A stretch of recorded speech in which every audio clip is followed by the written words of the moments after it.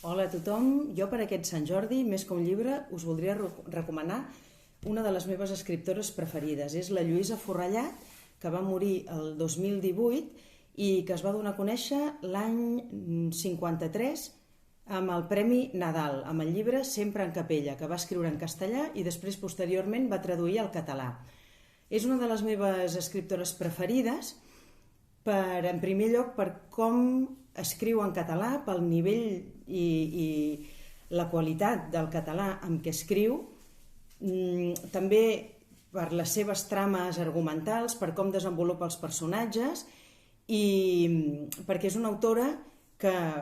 et presenta un retrat molt viu de la societat catalana en diversos moments històrics segons l'obra.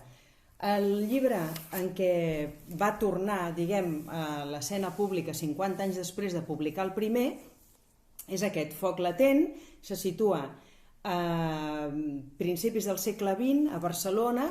i presenta la decadència de la classe burgesa catalana que culmina amb la Setmana Tràgica de Barcelona. Després va escriure Retorn a Marc, en aquest cas en retrata la vida d'un poble de la Catalunya profundament rural a finals del segle XIX amb la primera industrialització. I el tercer llibre, jo us el recomano tots, bàsicament aquests tres, el tercer llibre es diu Primer assalt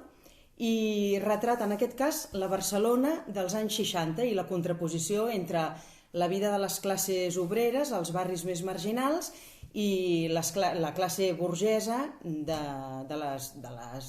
zones altes de Barcelona. Tots tres són magnífics, el nivell d'idioma és espectacular, té un domini del català brutal i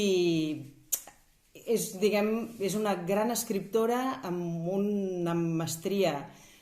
de l'ofici i us el recomano tots, segur que us agradaran. Que tingueu un bon Sant Jordi.